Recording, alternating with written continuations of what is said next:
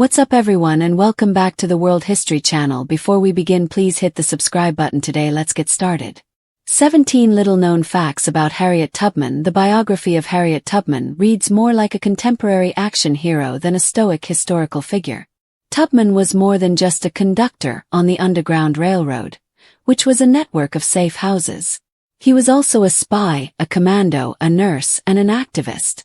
She led a raid on a Confederate stronghold, threatened to shoot slaves who tried to return to their plantations, and even suffered injury when she stood up for herself. Beyond that, the facts about Harriet Tubman constantly surprise. She had to fight for her life and was not admired by everyone at the time. She left an enormous mark on history despite having a crippling head injury, being illiterate, and living in poverty her entire life. Even as a child, she fought back against slavery. From a young age, Harriet Tubman began to fight against slavery.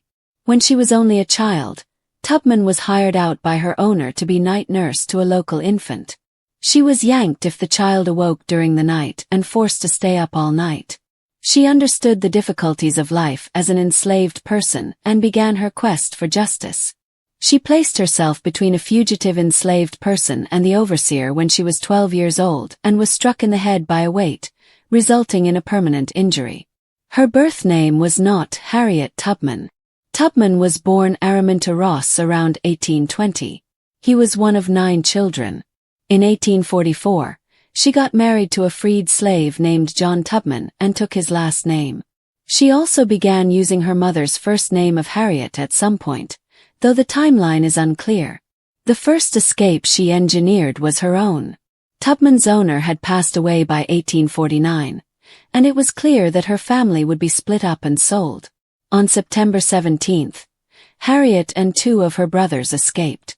Harriet's brothers made the decision to return to the plantation in fear after a notice was published offering a reward to anyone who could capture and return the trio. She traveled on alone using the Underground Railroad. She made it to Philadelphia and freedom after walking approximately 90 miles.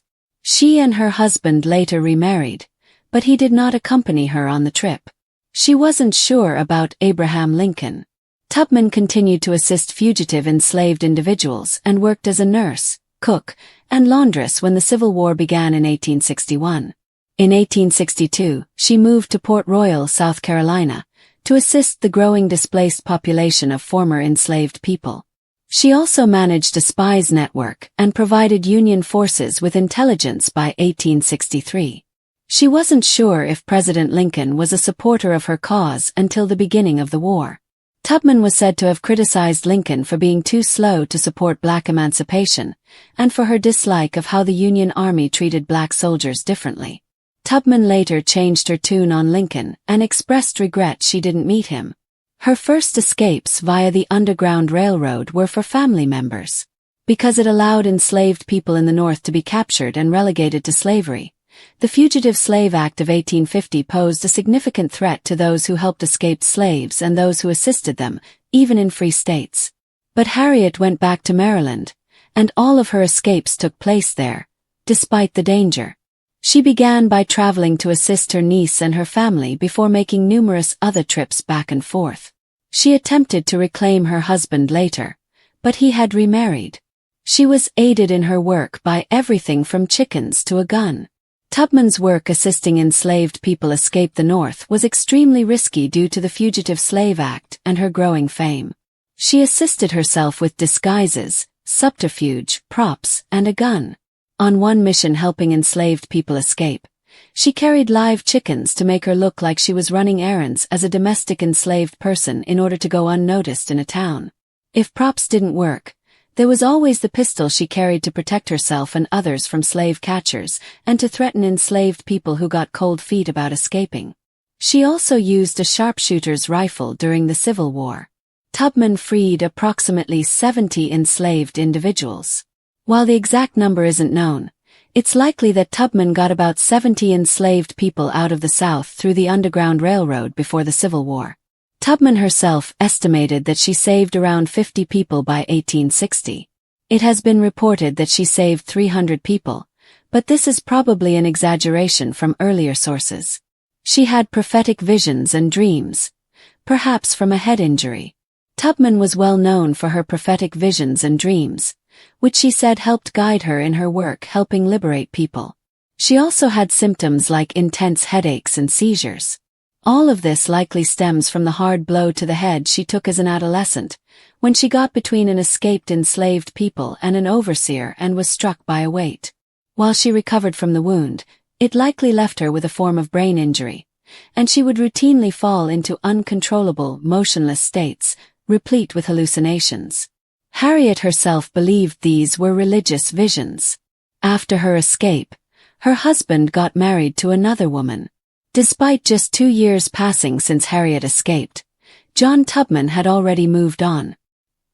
He had remarried to Caroline by 1851 and refused to travel north with Harriet when she tried to bring him along. She never saw John again, and he spent the next 2 decades with his second wife. He was murdered in front of his teenage son in 1867 during an argument with a white man. It's a myth that she has a huge fortune. According to legend, the Maryland slaveholders were so upset that Harriet Tubman's liberation of their people caused them to offer the staggering sum of $40,000 for her capture, whether she was dead or alive. This is certainly a myth. The only known bounty placed on Tubman by her former mistress was $100. In contrast, the U.S. government offered $50,000 for the capture of John Wilkes Booth, and he'd murdered the president. Sally Hawley, an anti-slavery activist, wrote a letter to a newspaper arguing that Tubman should receive a pension and back pay from the Union Army for her service, which led to the $40,000 figure. Nearly all of John Brown's raid was Tubman. Tubman met John Brown, a famous white abolitionist who believed he had been asked by God to end slavery, sometime in 1858. Tubman had a lot of respect for Brown and almost helped him gather former slaves for a raid, but he didn't go through with it. Some historians speculate that Tubman believed Brown's plane would fail, jeopardizing the Underground Railroad. The reasons for this are unknown. In 1859, Brown went on the raid without her, and it was a complete failure that resulted in the deaths of many men, including Brown's own son. Although Brown was executed for treason, the abolitionist cause had a martyr. In the Civil War, she was the first woman to lead an armed attack. Tubman became the first woman to lead an armed mission during the Civil War when she led the June 1863 raid on a group of plantations on the Combahee River. This action established her reputation as a skilled and brave soldier. On June 1, 1863, Tubman and others led Union steamboats through dangerous waters and mines to land safely on the shore of the river in South Carolina. People who had been enslaved and managed to flee ran to smaller boats, where they were taken to the ships where rebels fired at them. Approximately 700 people were spared. In addition, Union troops stormed the shore plantations, burning mansions and fields. She was still mistreated after the war. After the Combahee River raid, Tubman worked as an intelligence agent, cared for freed slaves, and acted as a liaison with black Union units. She finally made the decision to move to Auburn, New York, to take care of her aging parents. However, the nation was not yet prepared to normalize how a black woman, or even a war hero, was treated. According to several sources, while Tubman was on the train to Auburn, she was ordered to go to the smoking car where other black passengers were. Tubman refused, citing her war service. The conductor then grabbed at her, starting a scuffle that ended with Tubman's arm or ribs being broken. She was denied reimbursement or a pension from the U.S. government even after that humiliation. Tubman was poor for a lot of her life. Most of the popular myths about her are false. The legacy that Tubman left behind is full of false information, typical of a mythic figure of the 19th century. The number of people she rescued on the Underground Railroad is usually inflated as high as 300, when it's closer to 70. She never had a $40,000 bounty on her, and a lot of the myths about how she used codes and songs in her missions are either overstated or just wrong. Additionally, Tubman is credited with a number of quotes that she probably never said. "I freed 1,000 slaves" is the most popular. If they had known they were slaves, I would have been able to free 1,000 more. She has never said this, and it goes against her modesty regarding the number of people she liberated. She may have stayed with Frederick Douglass. There's some evidence that Tubman stayed at the home of famed abolitionist Frederick Douglass at some point in December 1851.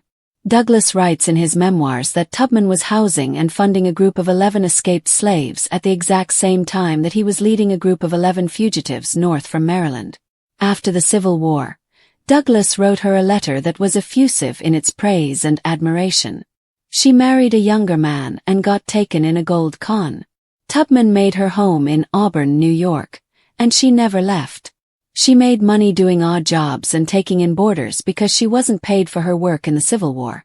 One of them was Nelson Davis, a former Union soldier who Tubman fell in love with and married despite the fact that Davis was around 20 years younger. Together, they ran a farm and brick business until Davis's passing in 1888 from tuberculosis. An admirer of Tubman, Sarah Bradford, published a 2-volume biography of her, and while it's the source of numerous tall tales about her, it also brought Tubman much-needed income. Tubman was still in need of money and fell for a con involving alleged Confederate gold that had been hidden. In order to obtain the gold, she was beaten and robbed of the $2,000 she had acquired. Public sympathy was on her side in the 1880s when a congressman introduced a bill to pay her $2,000 in recognition of her service to the Union.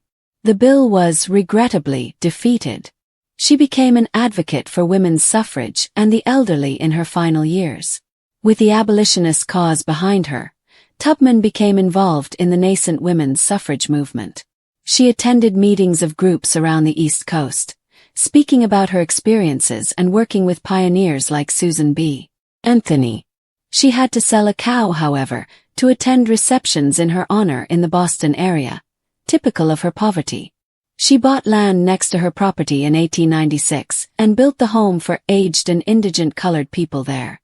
In 1903, she gave the property to the AME Zion Church, which she had been involved with for a long time. By 1911, she was deathly ill and admitted to the home that bore her name. She passed in 1913 of pneumonia. The story of Harriet Tubman's life is more gripping and courageous than the majority of fiction ever could be. It reads like the plot of an epic movie. She was far more than just a brave conductor on the Underground Railroad. She was also a freedom fighter, a spy, a nurse, an activist, and at times even a military commander according to history books. Her story is not just one of courage but of ingenuity, endurance, and relentless willpower. The many facets of her life, beginning with her earliest defiance, that go far beyond what is taught in classrooms are little known. Her birth name was Araminta Minty Ross, and she was born in Dorchester County, Maryland, around 1820. After marrying John Tubman, a free black man, in 1844, she adopted the surname Tubman and changed her name to Harriet, taking her mother's first name. Harriet Tubman fought back against the brutality of slavery from a young age. She was hired as a nursemaid when she was young, and she had to stay up all night to care for a baby. She was whipped if the baby cried. However, at the age of 12, when she attempted to shield a fleeing enslaved man from an overseer, her resistance took a historic turn. Tubman was struck in the head by the overseer's hurling of a 2-pound object at the man instead. She had a lifetime of seizures, narcoleptic spells, and what she believed to be prophetic visions as a result of the injury. While modern historians and doctors suspect these were likely the result of traumatic brain injury, Tubman interpreted them as messages from God, visions that helped guide her on her path to becoming one of the most fearless leaders of resistance in American history.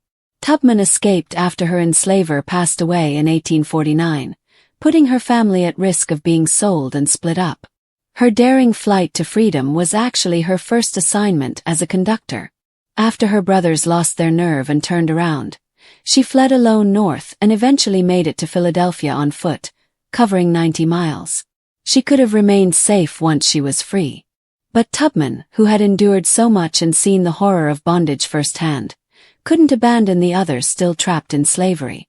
Even though the Fugitive Slave Act of 1850 made it even riskier to help runaways by allowing slave catchers to seize people even in free states, Tubman started going back to Maryland to help people who were enslaved get free. She put saving her own family, which included her brothers and niece, first. Surprisingly, all of her rescue efforts were carried out in Maryland, with each return placing her in grave danger. She used clever disguises, such as pretending to be a woman with mental illness, a field worker, or even a chicken carrier to act like a regular domestic slave doing errands. In addition to disguises, she also had a pistol in her possession. It served dual purposes: to defend against slave catchers and to deter the enslaved people she was helping from turning back, which could endanger everyone in the group. Tubman reportedly signaled her unwavering determination by stating to those she guided that they would either be freed or die.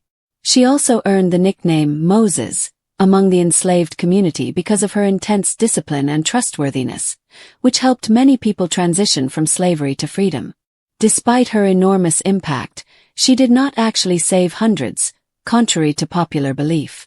While many early accounts inflated the number to 300, scholars now estimate that she directly freed about 70 enslaved individuals. Her involvement with abolitionist organizations, on the other hand, increased her influence even further and inspired a great number of others to attempt escape. Tubman's role changed a lot during the Civil War. She became a scout and spy for the Union Army and worked closely with Union officials to gather intelligence in the South. She also worked as a cook and nurse in improvised military hospitals, often without pay. She was the first woman to command an armed expedition during the war when she led the Combahee River Raid in 1863. Tubman navigated mines and swamplands in South Carolina with a group of black Union soldiers to assist in the rescue of over 700 enslaved people. In addition to being one of the war's most successful liberation operations, this was a remarkable demonstration of her strategic and leadership abilities. She was reportedly fearless in the face of fire and admired greatly by the soldiers she led. Yet, despite all she gave,